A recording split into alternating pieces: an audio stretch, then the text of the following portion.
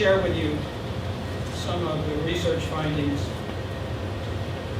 that I've extracted from historical records relative to the Africans who were on St. Croix after the abolition of the Danish slave trade at the end of 1802. We know relatively little beyond 1802 or 1803 about this particular ethnic group. We have some records that go back into the 18th century that give us some inkling about their composition at the time of the ending of the slave trade. We know that approximately 50,000 enslaved people, or captive people really, kidnapped people, were brought into St. Croix from Africa via the Danish transatlantic slave trade between 1734 and 1803. About 12,000 of those people arrived in the last decade of the Danish slave trade. That is from 1792 to 1802. They were brought in large numbers, more than on average, because everybody knew the slave trade was ending, and people were literally trying to stock up on their labor force by purchasing individuals from the slave trade.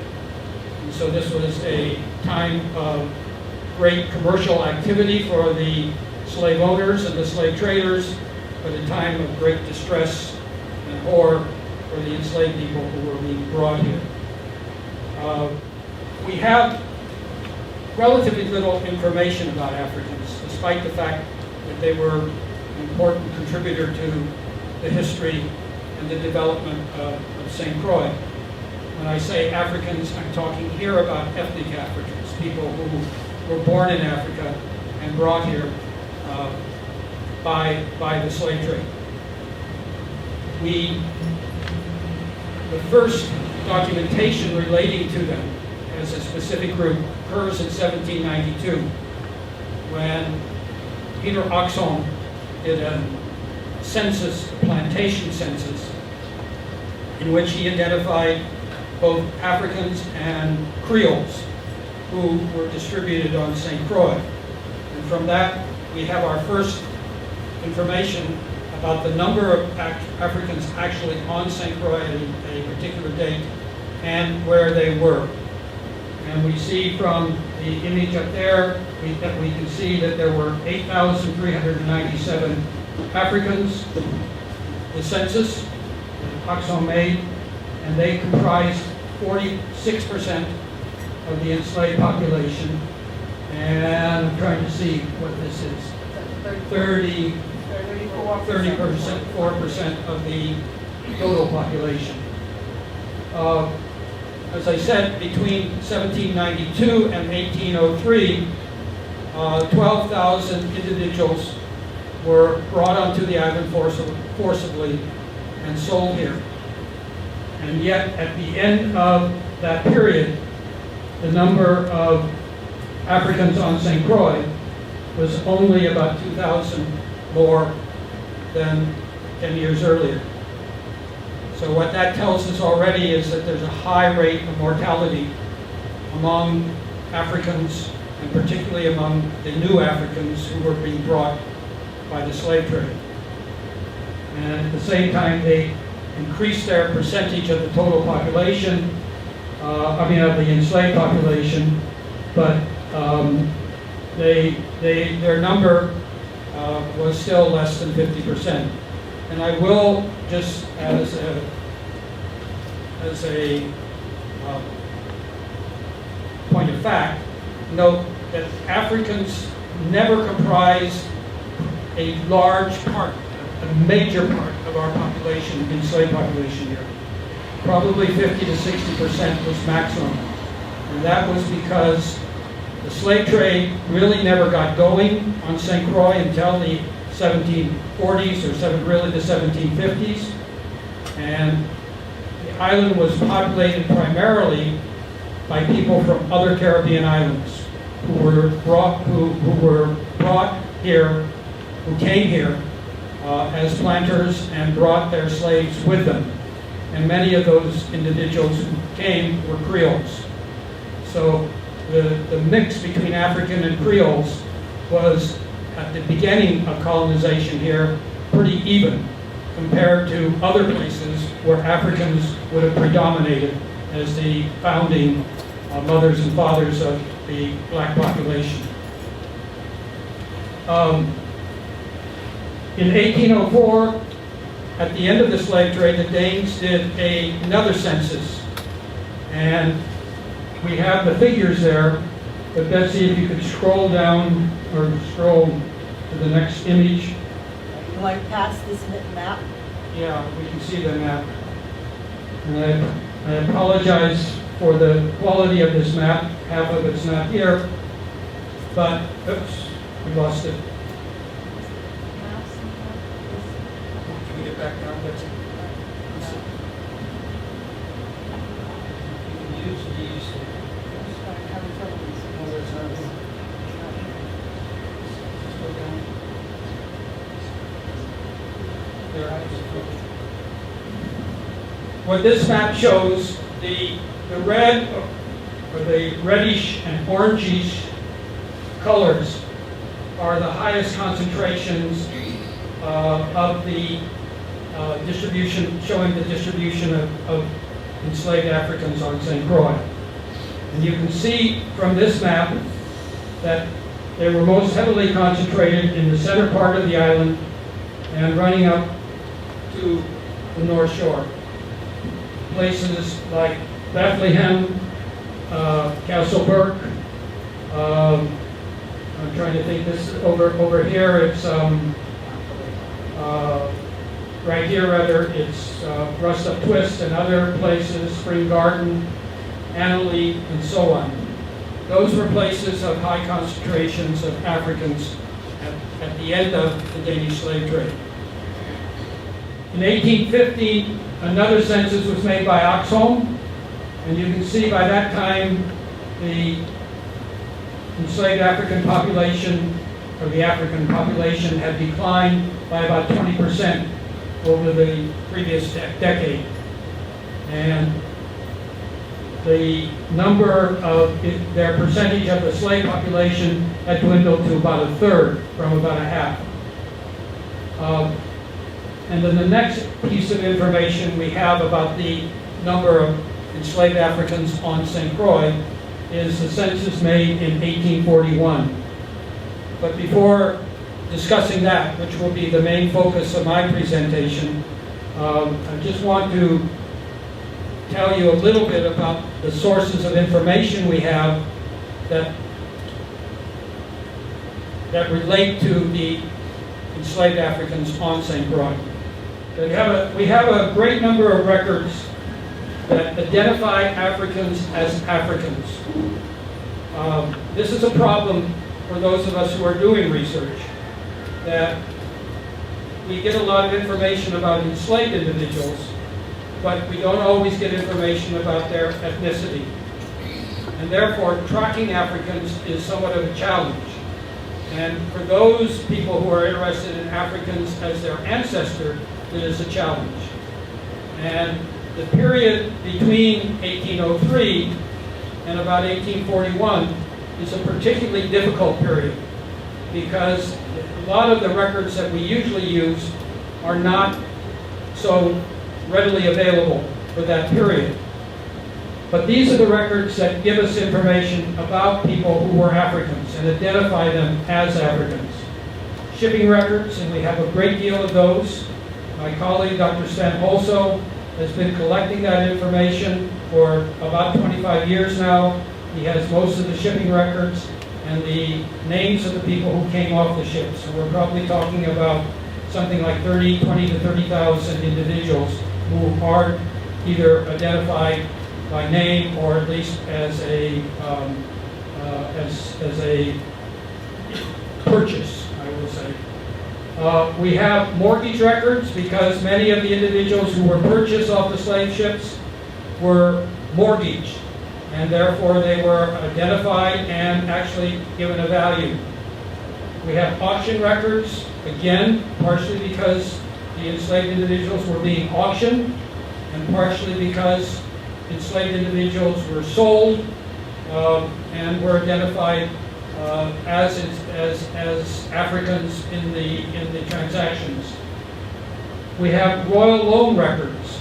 The Danish government set up a loan program to help finance the importation of enslaved Africans to St. Croix during the last decade. And many planters borrowed money from that loan program, but they had to identify the names of the people who they were borrowing money on. And then in 1802, they had to do an accounting of their status as of that time when the slave trade ended. And those records, while not complete for the entire set of people who came, the 12,000, nonetheless give us a very good amount of information about the arrivals during that last decade and their locations. We have head tax lists. Starting in 1772, slaves on St. Croix were taxed, and they were identified in tax lists. They were taxed before 1772, but from 1772 on, the Danes made people prepare head tax lists to show who was on their property for whom they were paying taxes. And these are census plantation or town property censuses, literally, that cover the entire island. Those do not identify Africans until the 1790s, really not until the 1800s. And we have from them, from between 1800 and about 1818, Africans being identified as such in the slave list. But it's possible, once you identify those individuals, to track them back in the slave list, to see them all the way back to the 1770s, because they had been there as long as those lists were being prepared in some cases. We have plantation inventories and property inventories, and because enslaved people were property, they were listed. We have runaway notices, in which Africans were identified not only by name and by location, but by their physical characteristics, their dress, their height, and so on. We have, as Joel well knows, royal slave records of the enslaved people who worked on this site, who belonged to the king, and was the largest cohort of Africans in Christiansted. And those records were meticulously kept because they were the king's property. We have free colored records in which the handful of Africans who became free are recognized and identified. We have pension records, people who in the 1820s and 30s began to apply for pensions or charity because they were destitute and could not take care of themselves. And several of those individuals were identified as Africans. We have church records, vital statistic records, which identify Africans being baptized, being married, and dying. We have police court records, and police and court records, I should say, which identify individuals who are involved in criminal matters. And those identify people as Africans, and they are very, very rich. And those of you who came to the lecture I did on WIM about a woman by the name of Venus Johannes, who we can track from a river in Senegal to Frederiksted, and then follow her family line all the way up to people who are alive today. That information was found in a police document or in a court case, and therefore these are important records because they give a lot more information about individuals beyond their names and locations. And finally, we have the censuses, and the censuses start. The first census was done here in 1835. Unfortunately, we only have a few of those records remaining. But the first complete census was done in 1841, and that's the one I'm going to discuss in a minute.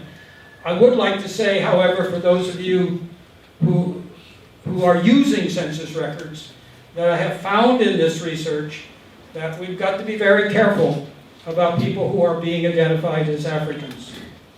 I have gone through those census records very meticulously over the last month or so, and I have found and confirmed about 300 people, nearly 300 people, who are identified as being born on St. Croix or in the West Indies, but who are definitely Africans. So there are more Africans in that census than we know of.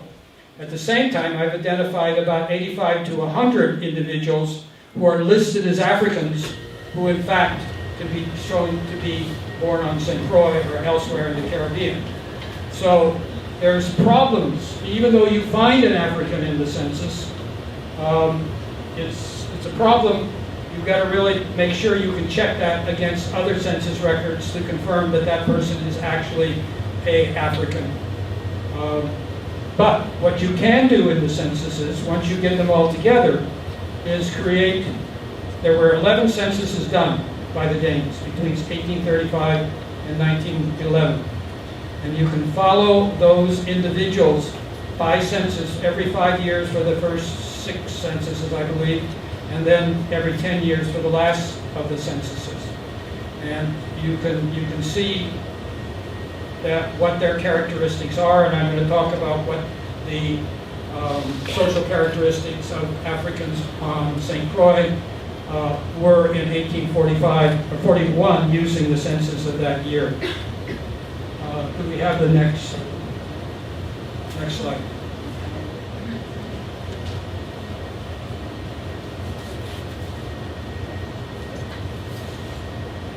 So this is a profile of the Africans on St. Croix in 1841.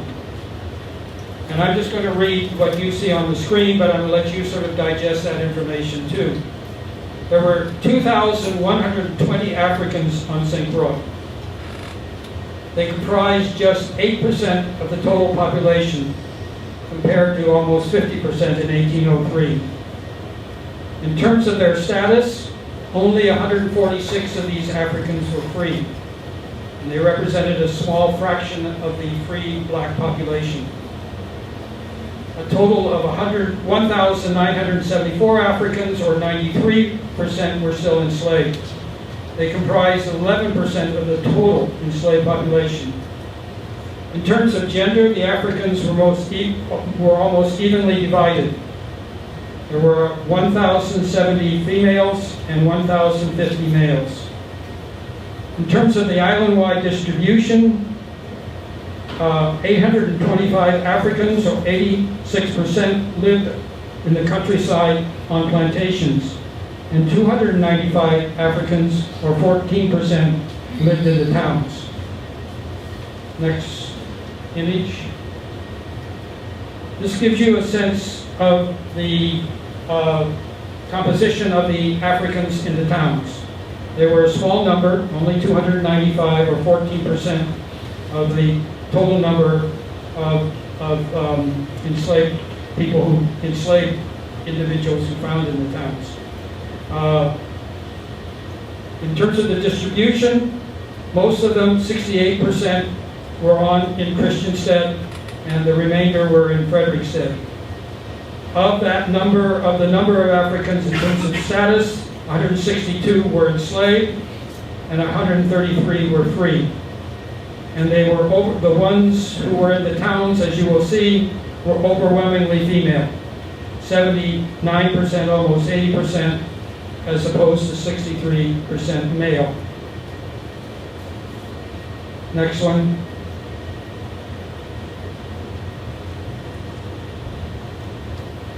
On the plantations, 1,825 Africans lived. Of these, 812 individuals were enslaved. 984 of them were males, 54%, and 828 or 40 were female. I'm sorry, 828 were females or 46%. 13 of the individuals on the plantations were free, 10 females and 3 males. Next. In terms of their distribution, I've shown that by quarter. And as you can see, the greatest concentration of Africans in 1841 was, as in 1804, Prince Quarter, where there were 463. And the next highest quarter was West End Quarter with 295. I also put a list of the properties where there were 20 or more Africans in terms of the number, the estates having the highest number. And I highlighted in red the properties that have the highest number of Africans overall. So we can see that Fountain and River, which are more or less at in that complex in the center of the island where we saw all the concentration in 1804. Those had each over 40 Africans. Lower Bethlehem, which we know as Bethlehem today, had 45, and the St. Barron spot had 41. Others had 30 and 20 Africans. But the point is that they were reasonably widely distributed, even in 1841, although they tended to concentrate in certain areas. Next slide. In terms of their age structure, you can see, oops, can somebody do that? Walk into it. You would expect we're about 49 years of age. And of those, a large number were female. African women, according to this data, appear to have lived longer than African men. And within the slave population, Africans were living longer than Creoles. And Africans comprised an absolute majority of those over the age of 60.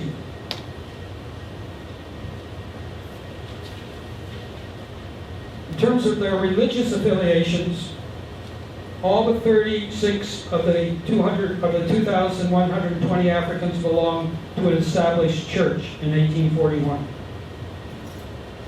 Among themselves, the Africans preferred the Moravian church, which you can see is quite higher than any other church, except maybe the Catholic. And their membership in that church was proportionally higher than that of Creoles. By contrast, very few Africans belonged to the Lutheran Church, even though the Lutheran Church had made an effort in the 1790s and early 1800s to establish a mission and to convert Africans. More African males than females were drawn to the Roman Catholic Church.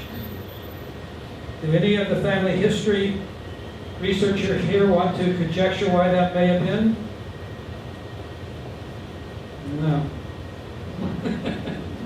Why would the African males be more inclined to the Catholic Church? I would venture to say because they bring in their religion kind of camouflage with what the Catholics.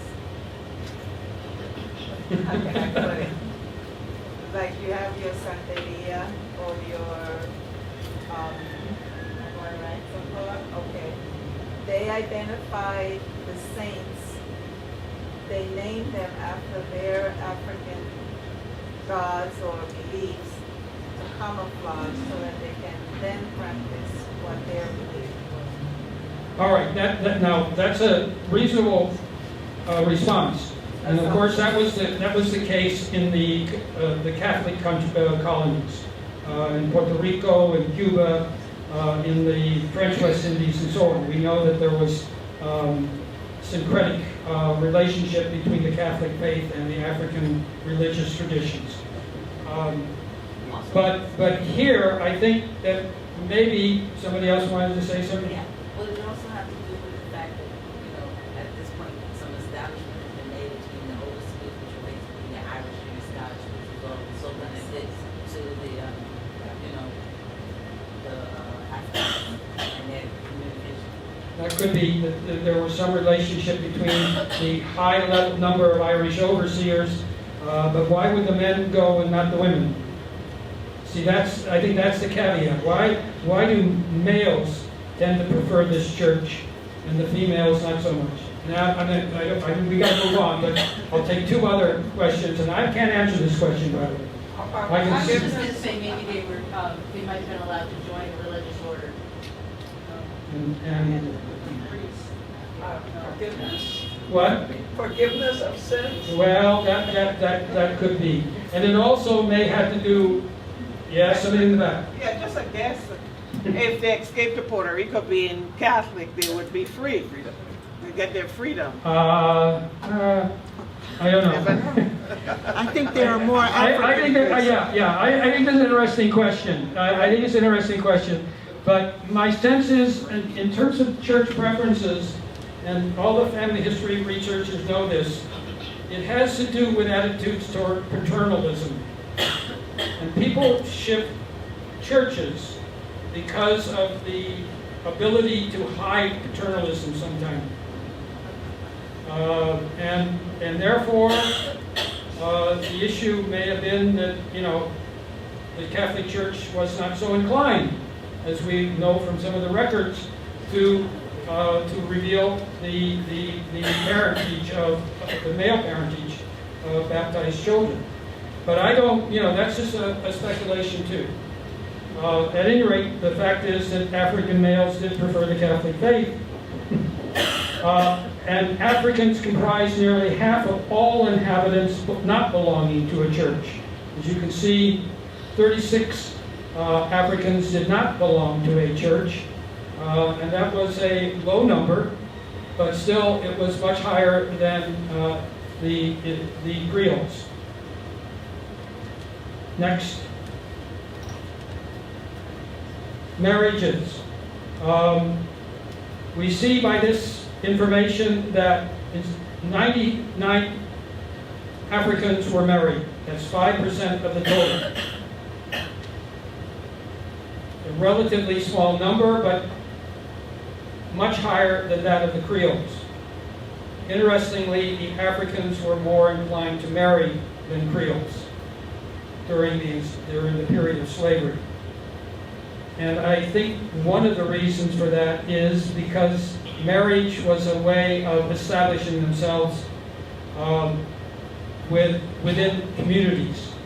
Because Africans, remember, were coming into new communities and were trying to gain identities and trying to gain relationships.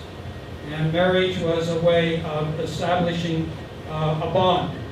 And the Africans had been severed from their bonds and their relationships when they were physically uprooted and brought into the new world. So maybe having institutionalized relationships was important to them, to protect those relationships and to maintain them. Only 9% or 5% of the total were married in 1841.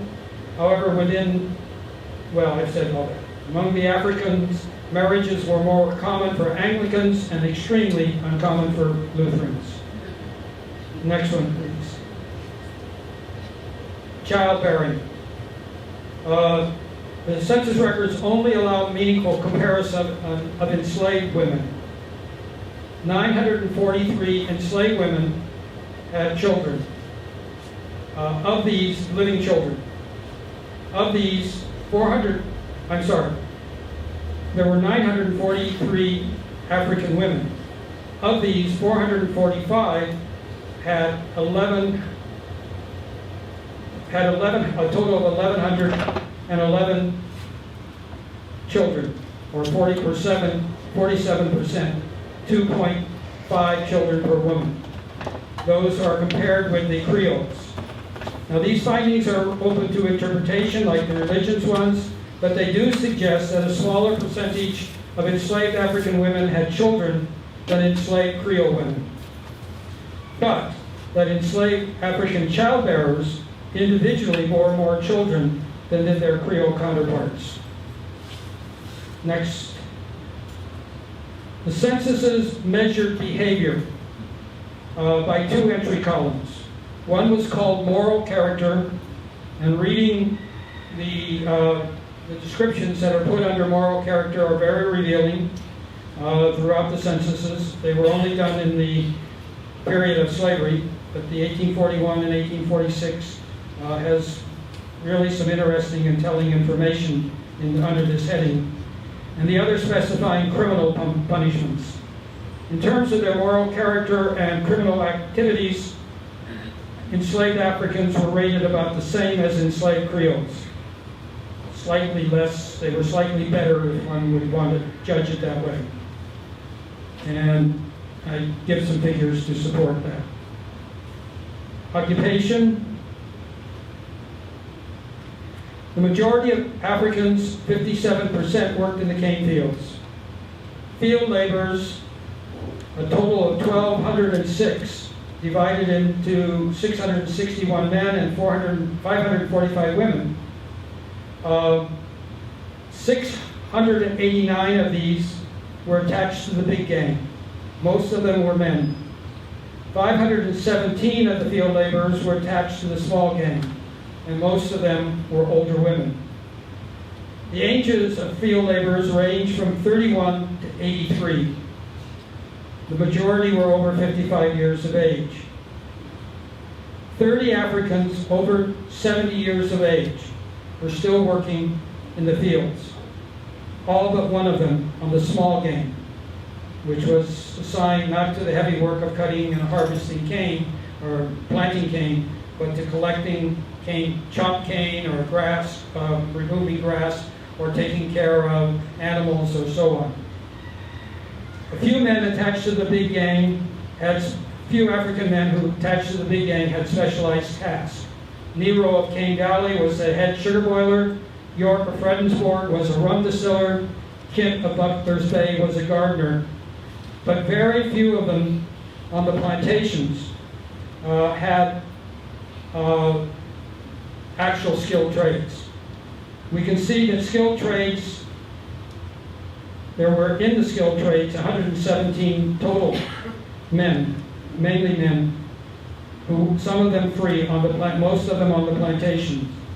They included 35 masons, 33 carpenters, 31 coopers, blacksmiths, a saddler, a tailor in the town, and a painter in the towns. In terms of domestic and skilled trades, 206 total Africans were engaged in those trades, mostly enslaved women. 98 were house servants. 57 were classified as washers. 41 as cooks. And that's a relatively high number. Apparently, African cooking was valued by the population as a whole. 36 of these being women, but 5 men, and mostly in the towns. There were 5 nurses, 2 hostlers, 2 grooms, and 1 midwife, and 1 doctor, a man named Bonaparte, who was enslaved on LaGrange Estate outside of Frederiksted. There were no seamstresses, which is very interesting, because seamstresses was one of the major occupations of Creoles and other people, both primarily in the towns. We go to the next page. Other specialties, there are 51 Africans were engaged in other specialties. Most of them were hucksters in the towns, hucksters and sellers in both the towns. There were 8 fishermen, 1 fish fryer, 1 cigar maker, 4 bakers, a porter, 3 butchers, and butchery would become a very important occupation for Africans after emancipation. 1 barber, and 3 retailers or shopkeepers. So a few Africans in the towns had developed a place of business for themselves. They weren't mobile in terms of it, but they were actually selling out of their own homes or out of rented homes.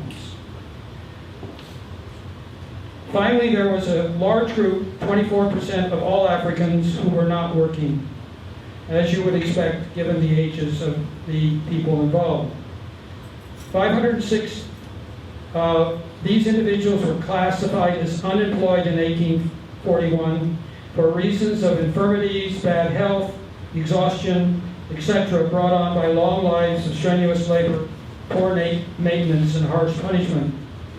They ranged in age from 26 to 100, and the oldest African was 100, but the majority was over 60 years of age. Nearly all of these unemployed people were enslaved.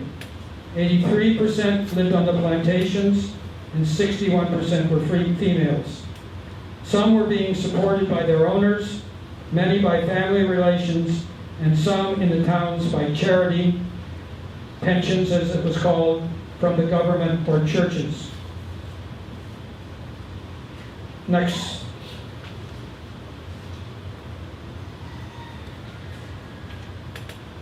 Now, after emancipation in 1848, the number of Africans on St. Croix began to decline rather dramatically. And you can see the decrease recorded in the figures on the screen. There were 1,443 on the eve of emancipation, less than 1,000 in 1850, 366 in 1860, 81 in 1817, 19 in 1880, and just 3 in 1890. And these figures, by the way, are corrected in terms of some of the information that I've been able to work out with revising the census records. By 1900, there were no Africans living on St. Croix. So the Africans had disappeared. At least 2 of the Africans in 1890 probably were actual recent immigrants. In terms of their distribution, I've chosen 1871 to make I think, a salient point. 1870 census. Of the 81 Africans recorded on St. Croix in 1870, 57 of them, or 70%, were clustered on the western end of the island in the following locations. And they were in the West End Quarter. A large number, a high percentage of them were in Frederiksted and in Prince Quarter, and a few on Northside A Quarter.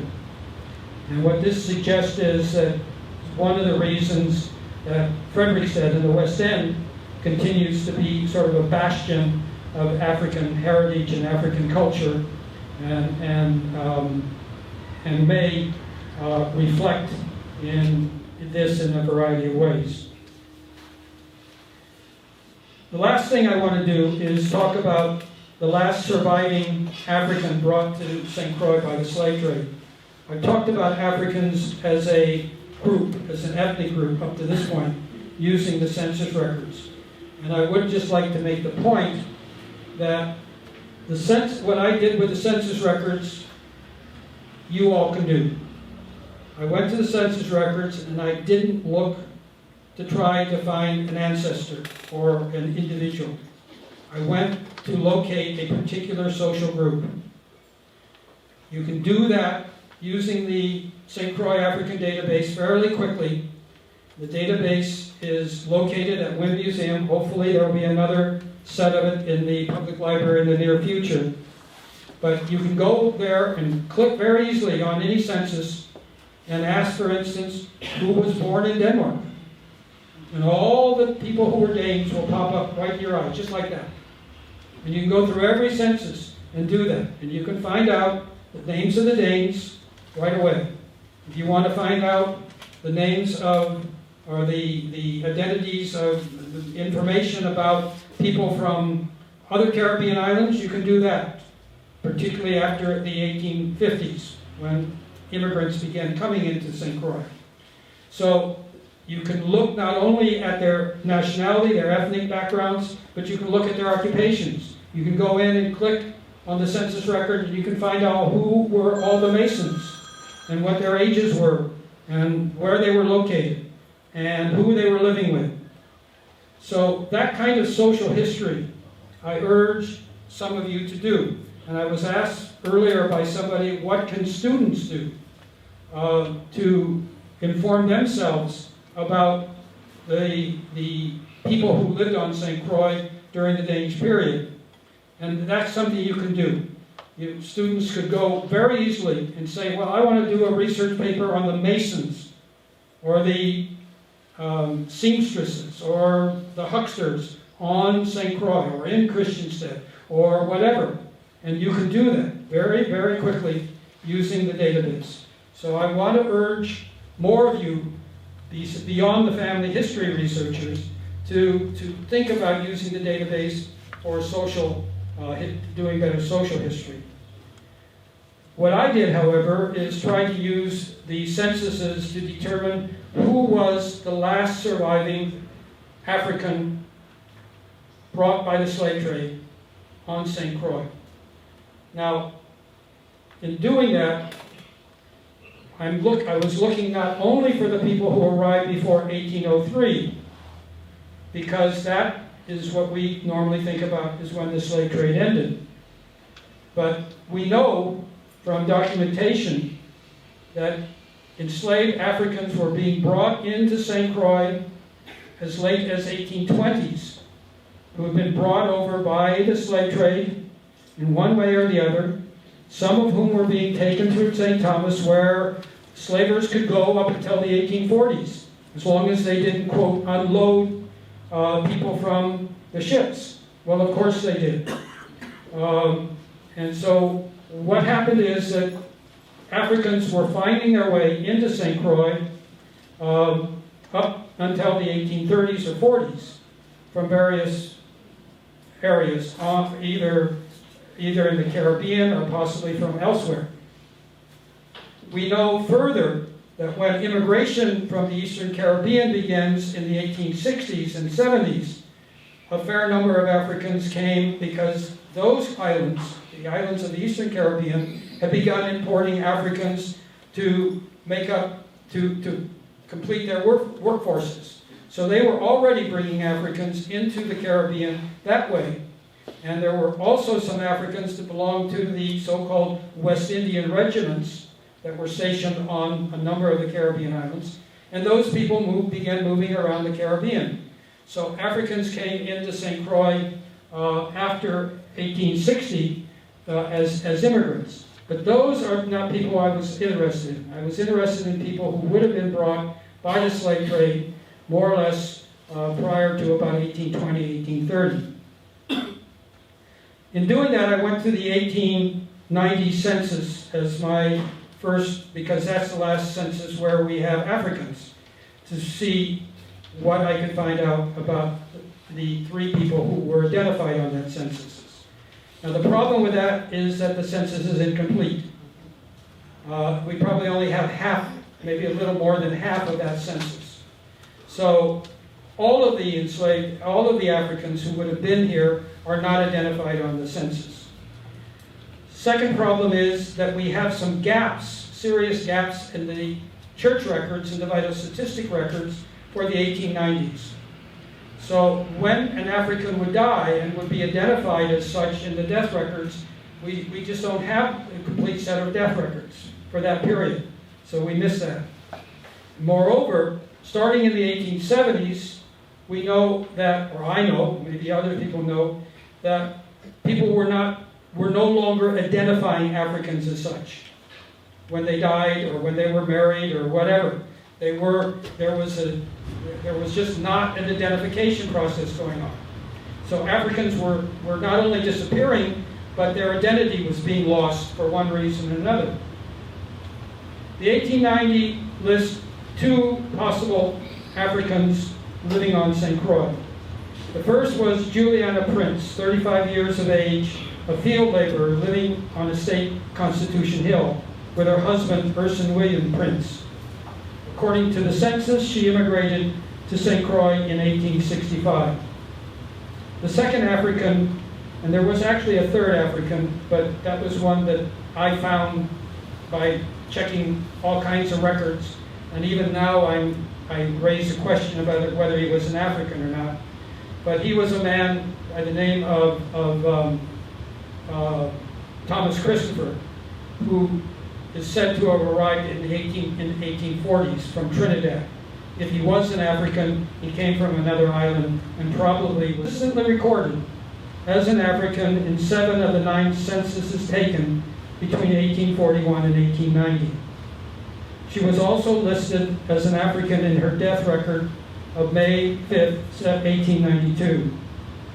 She was baptized in the Roman Catholic Church, but no birth record has been found for her. According to Judge Carl Sauer of Frederiksted, a rather reliable authority, most of us have found out, and most census records, she was born circa 1880 and enslaved around that time on estate Rouen in West End Quarter, which Rouen is located near Good Hope, State Good Hope, on the shoreline. She is listed in the 1841 census as Bess, 33 years old, an African, Roman Catholic, unmarried, a field laborer in the big game. She had 2 living children, who other records identify as Benjamin James, born in 1838, Simon James in 1840, and she had a third child, Lydia James, who was born in 1845. Bess was freed on estate Rouen in July 1848 as part of the general emancipation. At that time, she was living with Jim James, an African man, 40 years of age, working as a cooper on estate Rouen. He had undoubtedly fathered all of her children with the James surname. They would be married in 1853. In 1852, Bess moved with her family from estate Rouen to estate Kane, nearby, where she was employed as a field laborer and Jim as a cooper and mason. In 1856, this family moved to Wynn, where she would remain until Jim died in 1859. In 1863, Bess moved with her daughter, Lydia, from estate Good Hope to Prince Street, 75 in Frederiksted, which she and Jim had purchased prior to his death. It was in both of their names. She lived there, supporting herself by rental income until she died on May 5th, 1892. She was buried on estate Good Hope. And it's very interesting because I've done some work for Landmark Society on people who came from estate Good Hope, which, as you know, is where Good Hope School is located. And many of them, even though they migrated out of Good Hope and made their way to Frederiksted, all seem to have been buried back on Good Hope. There is a major burial ground there that we don't know about, but we all have to be concerned about, I think, because it was very sacred ground to a lot of people, I think. Imagine, I mean, it's about 6 or 7 miles from Frederiksted, but these people apparently felt it was necessary to have their bodies transferred back to this ancestral ground and buried there. While Bess appears to have been too young to have been brought to St. Croix prior to the ending of the slave trade in 1803, she no doubt was brought into St. Croix legally or illegally during the British occupation. For the time being, she appears to have claimed to be the last survivor on St. Croix of that horrific commerce. By the 1890s, slave trade Africans had disappeared completely from St. Croix. That some had managed to live that long in the terrible conditions prevailing for working people on the island before and after slavery, that was a testament to their strength, fortitude, resiliency, and the cultural survival that they helped forge on the island. And at this point, I thank you for your attention, and I'll be glad to have questions.